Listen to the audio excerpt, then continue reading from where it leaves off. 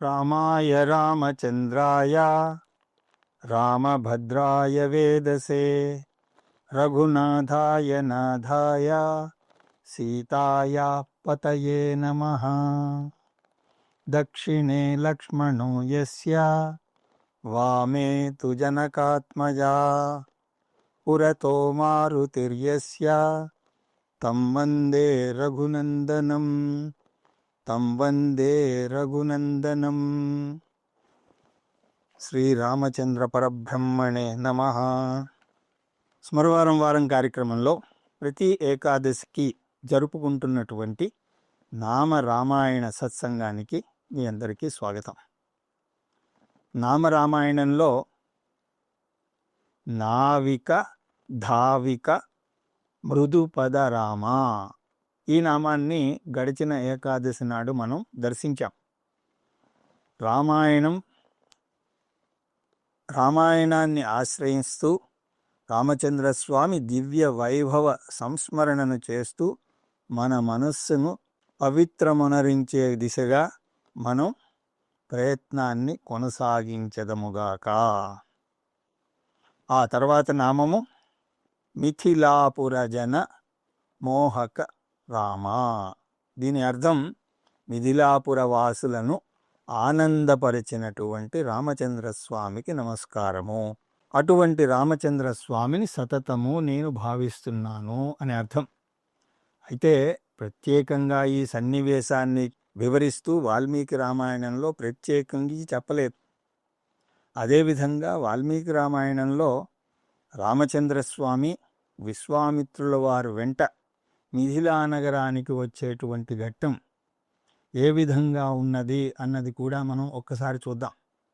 తత ప్రాగుత్తరాం గత్వా రామ సౌమిత్రిణా సహ విశ్వామిత్రం పురస్కృత్య యజ్ఞవాటేముపాగతం.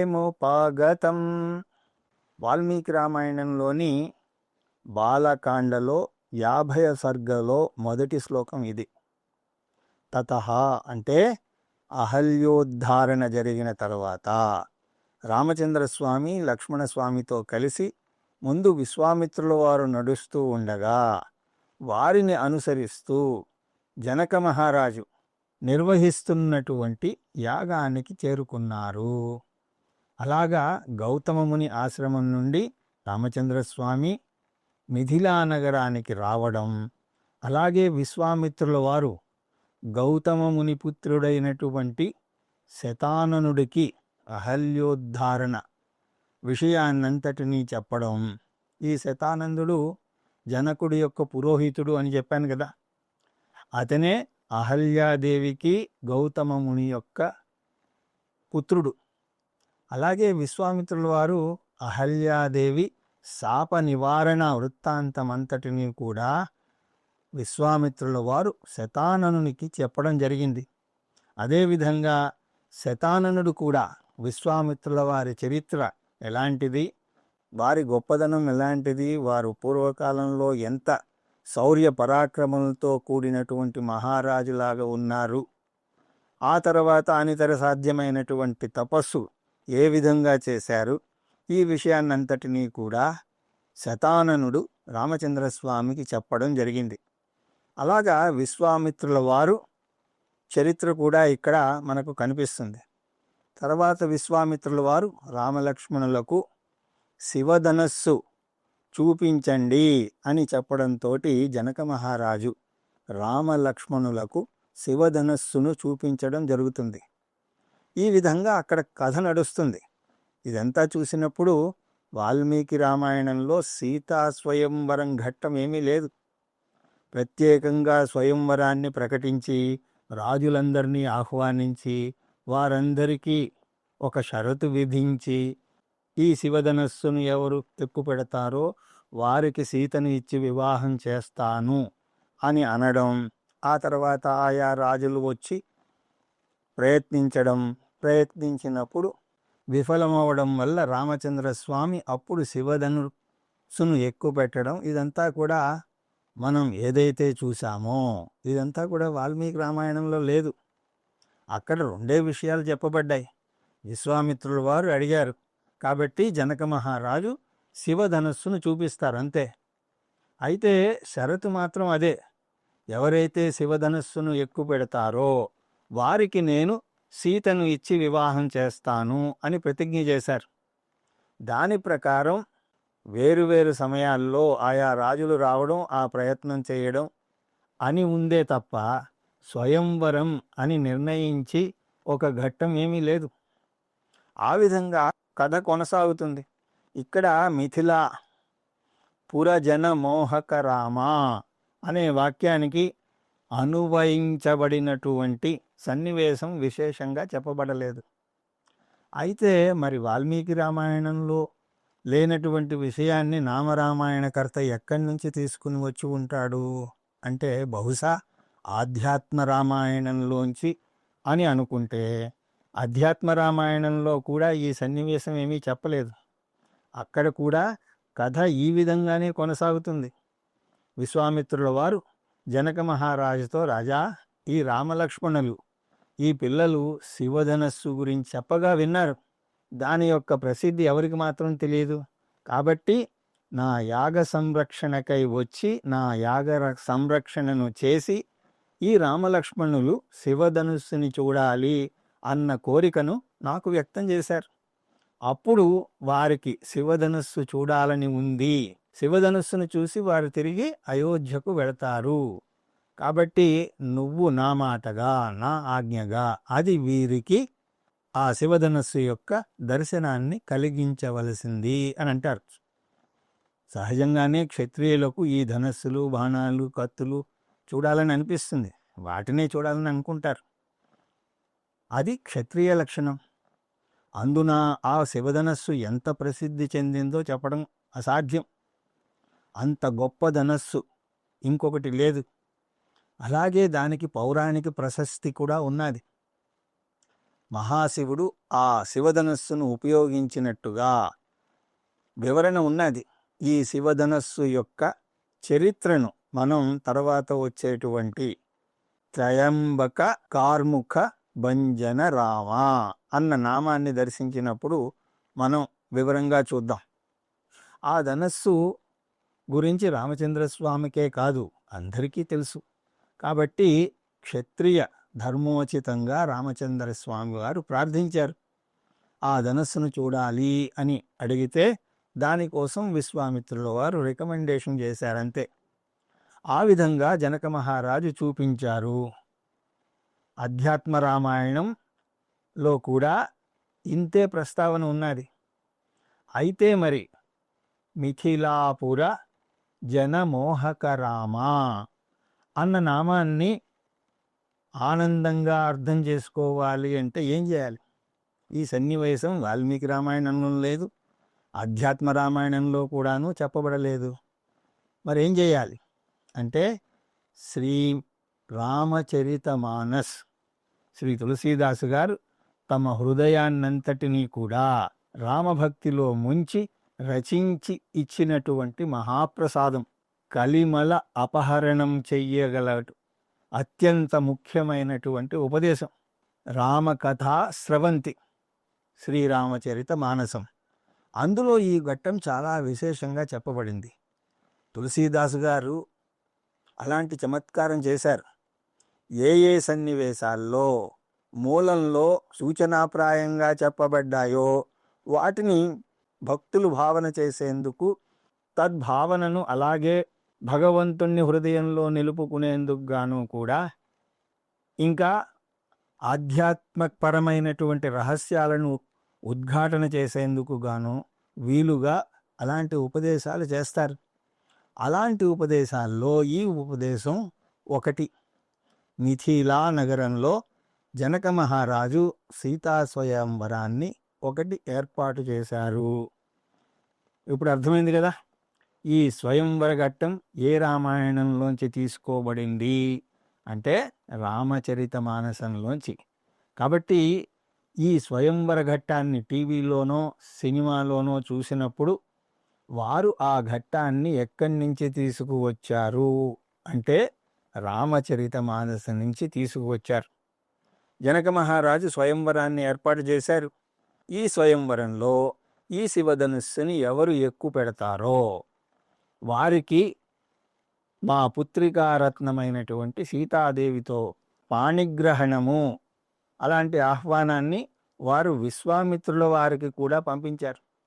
స్వామీజీ, మీ దృష్టిలో క్షత్రియులు వీరోచితమైనటువంటి లక్షణాలు కలిగినటువంటి రాకుమారులు ఎవరైనా ఉంటే అలాంటి దక్షులైనటువంటి వారు మీ శిష్యులుగా ఎవరైనా ఉంటే వారిని ఇక్కడికి తీసుకురావలసింది. ఆ తర్వాత కూడా విశ్వామిత్రుల వారు వారే స్వయంగా నిర్ణయించుకున్నారు. సాక్షాత్తు విష్ణుమూర్తి అయినటువంటి శ్రీరామచంద్రుణ్ణి లక్ష్మీదేవి దగ్గరకు తీసుకువెళ్లేందుకు నిశ్చయించుకున్నారు. ఆ విధంగా విశ్వామిత్రుల వారు రామచంద్రుణ్ణి తీసుకుని ఈ స్వయంవరానికి వచ్చారు. ఇలా నగరం చేరుకునేసరికి అక్కడ ఉన్నటువంటి గొప్పదైనటువంటి సంపద, ఆ గొప్పదైనటువంటి సంపద ఆ పట్టణాన్ని చూస్తేనే తెలుస్తుంది అక్కడ సంపద ఏమిటో.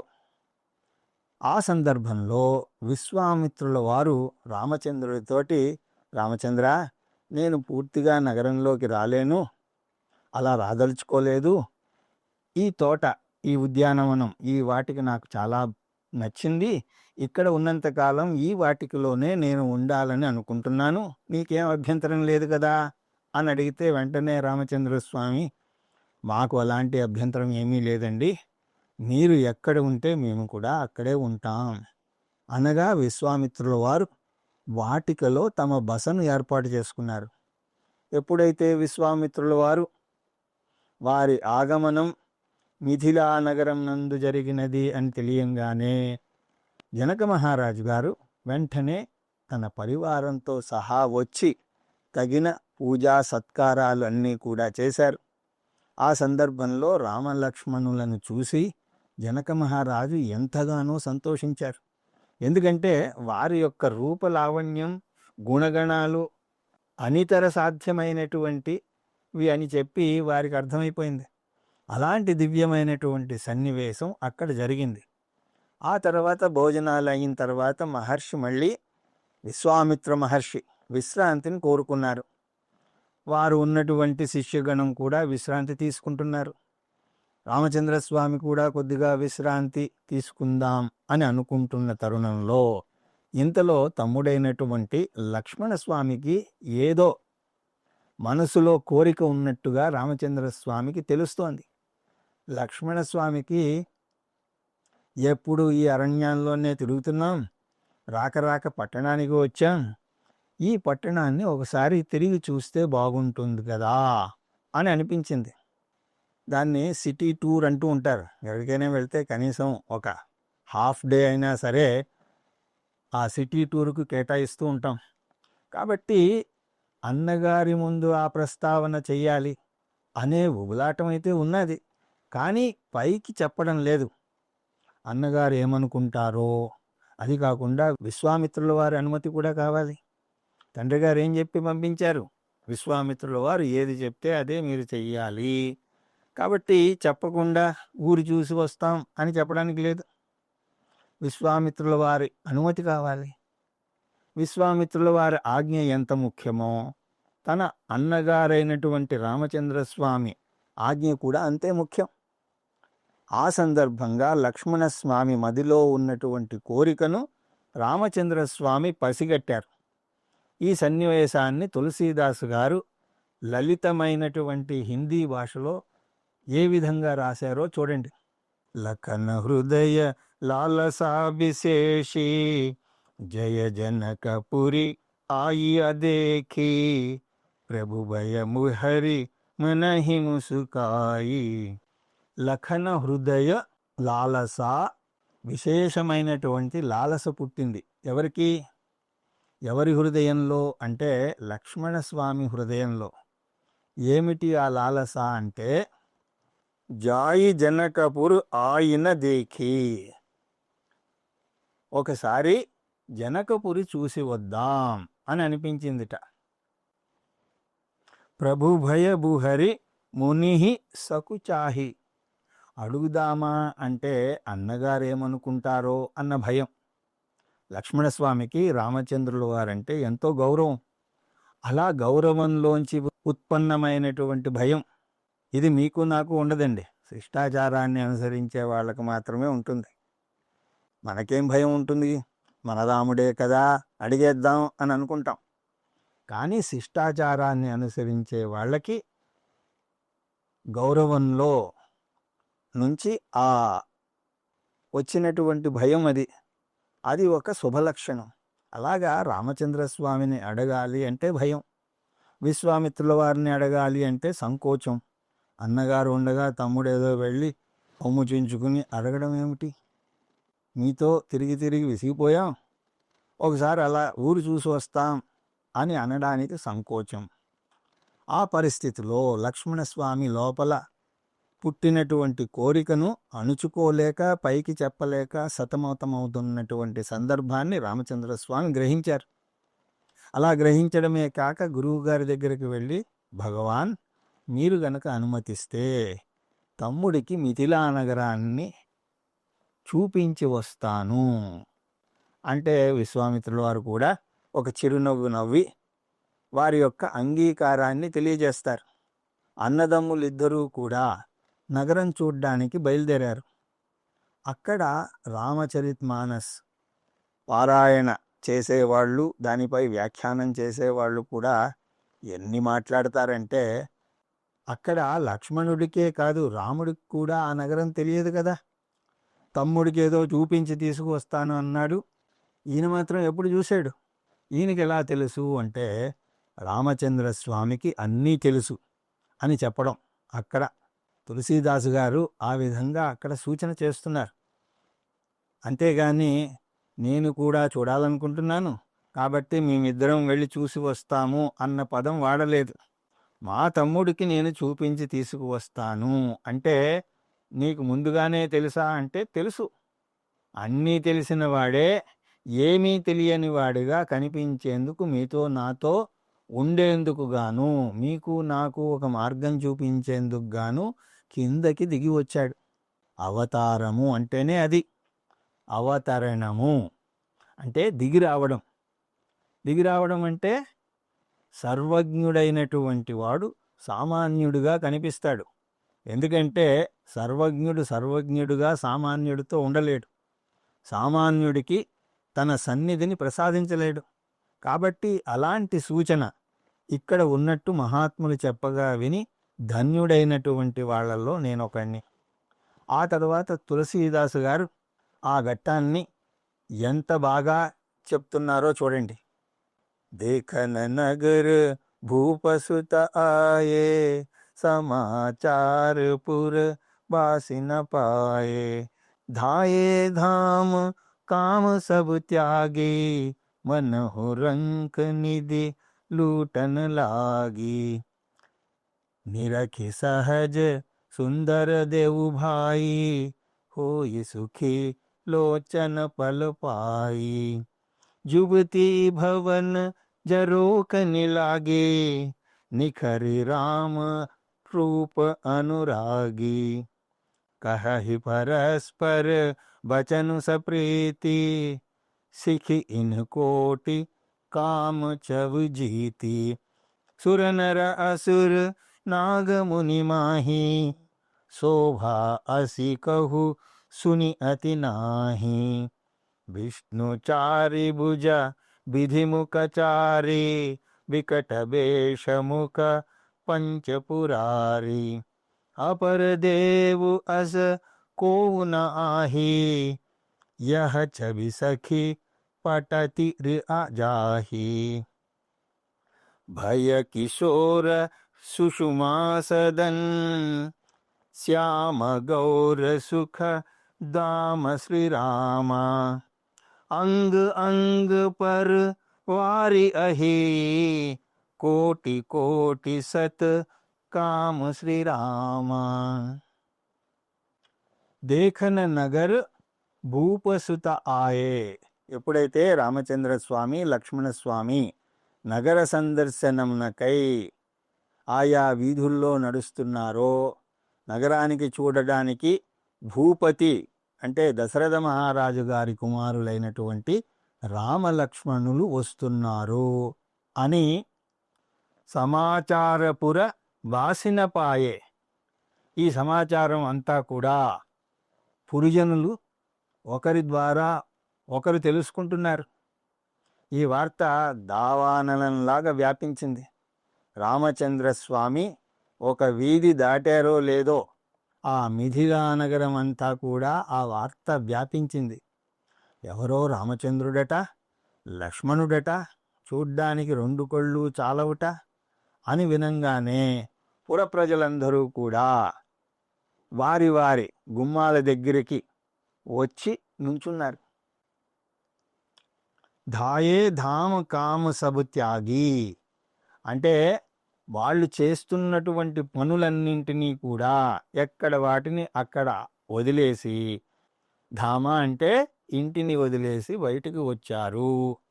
వారి రావడం ఎలా ఉందిట? మనుహురంక్ నిధి లూటను లాగి, ఎలాగైతే కటిక పేదవాడు, వాడికి డబ్బు చాలా అవసరమై అలాంటి సమయంలో డబ్బులు దొంగిలించేందుకైనా సరే ఒక త్వరితాన్ని కలిగి ఉంటాడో, పరమదరిద్రంలో మునిగి తేలుతున్నవాడు ఏ పద్ధతిలోనైనా సరే ధనం సంపాదించడానికి పరిగెడుతూ ఉంటాడో, ఆ విధంగా రామలక్ష్మణులను చూసేందుకు గాను పురజనులు పరిగెడుతున్నారు. నిరకహి రామ రూప అనురాగి, ఆ అన్నదమ్ములిద్దరూ కూడా ఎలా ఉన్నారట? సహజ సౌందర్యంతో ఉన్నారు. సహజ సౌందర్యము అంటే ఈ వీకో, టర్మరిక్, మేకప్ ఇలాంటివి వేసుకోరు. సహజంగానే సౌందర్యంతో ఉన్నారు. వారి సౌందర్యం అలాంటిది. హోహి సుఖ లోచను పలపాయి, అలాగ రామచంద్రస్వామి దర్శిస్తూ ప్రజలు అక్కడ అనుకుంటున్నారట, మనకు కళ్ళు ఉన్నందుకు వాటికి ఈరోజు కదా సార్థకత ఏర్పడింది. లోచను పలపాయి, ఇక్కడ కళ్ళకు ఫలం, ఈ కళ్ళకు ఫలం ఈరోజు కనిపించింది, పరమసుఖం కలుగుతోంది. నిఖరహి రామ రూప అనురాగి, రామచంద్రస్వామిని చూస్తూనే ప్రతి వారికి కూడా ఏదో ఒక తెలియని అనుభూతి కలుగుతోంది. భయకిశోర సుషుమా సదన్ అంటే అందమంతా కూడా ఒక చోట పోస్తే ఎలా ఉంటుందో అలా ఉన్నారట. శ్యామ గౌరు సుఖధామ, ఒకరేమో శ్యామవర్ణంతో, మరొకరు గౌరవర్ణంతో తెల్లగా ఉన్నట్ట. కానీ ఇరువురిలో మాత్రం ఒక లక్షణం మాత్రం సమానంగా ఉంది. ఏమిటది? సుఖధామ. సుఖధామ అంటే వీరిని ఆశ్రయిస్తే చాలు సుఖం కలుగుతుంది. సుఖమే తమ స్వరూపంగా కలిగిన వారు అని అంగ్ అంగ్ పర్ వారి అహి కోటి కోటి సతకామ అంటే ఒక్కొక్క అంగము కోటాను కోట్లగా మన్మధులు అంగాలతో సమానంగా ఉందిట. 1,000,000 మంది మన్మధులు వచ్చి నిలబడ్డా కూడా వీరి అందం ముందు వారి అందం దిగదుడుపే అన్నట్టుగా ప్రజలు దర్శించారు. ఇది మిథిలాపుర మోహక. మోహక అంటే ఆనందం, ఆనందమును ఇచ్చినటువంటి రాముడు. అయితే కథ బాగానే ఉంది, కానీ మనం దీని ద్వారా ఏం నేర్చుకోవాలి? ఏదో ఒకటి నేర్చుకోకుండా రామాయణం వినేసి ఇంటికి వెళ్ళిపోతే ప్రయోజనం ఏమిటి ఉంటుంది చెప్పండి.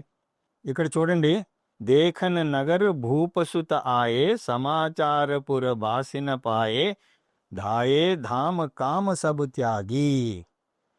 రాముణ్ణి చూడడానికి, రాముణ్ణి చూడాలి అంటే ఇల్లు పని అంతా వదిలేసి బయటకు రావాలి.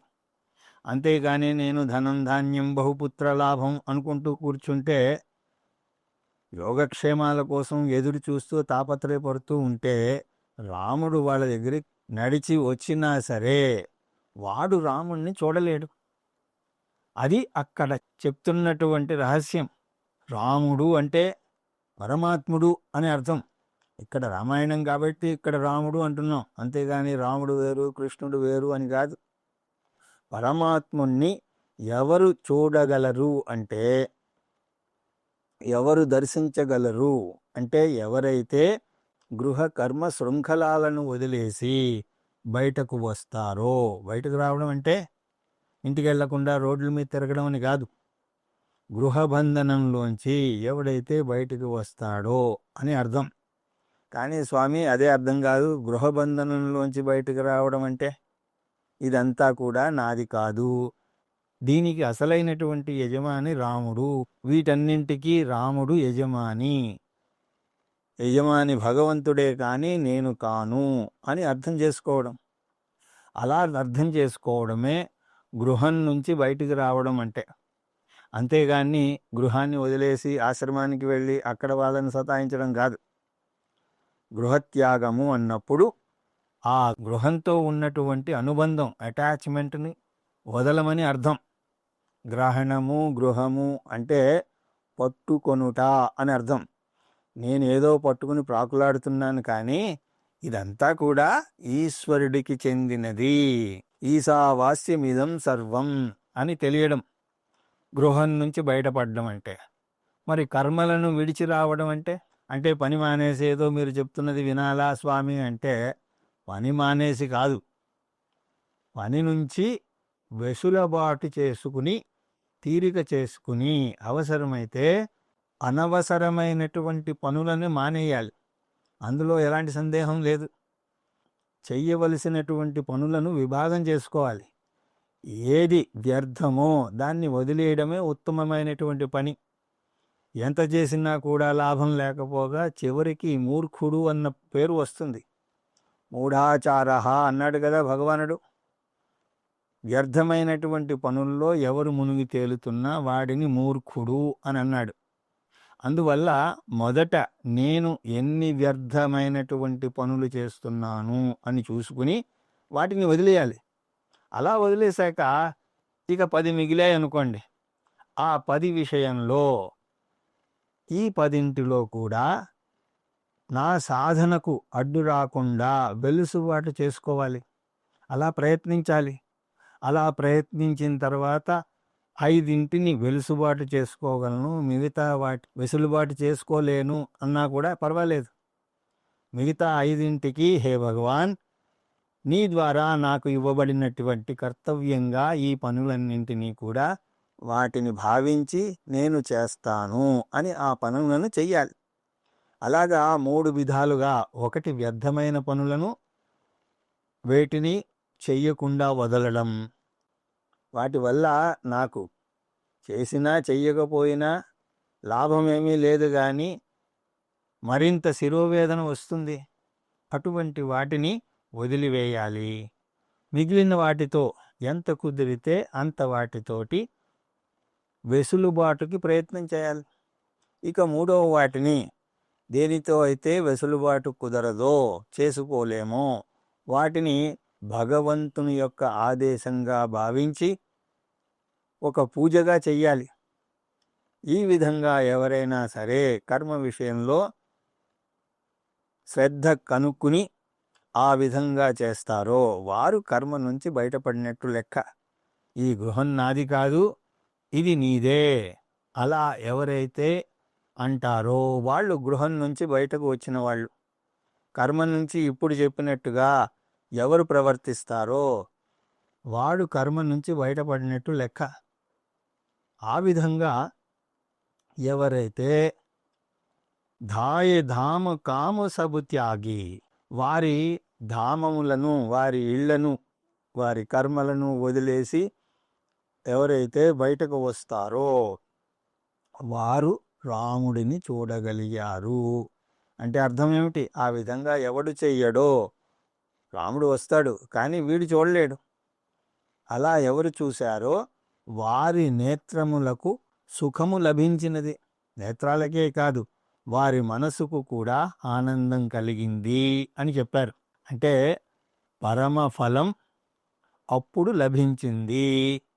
అక్కడ చెప్పినటువంటి ఉదాహరణను కూడా మనం గుర్తుపెట్టుకోవాలి.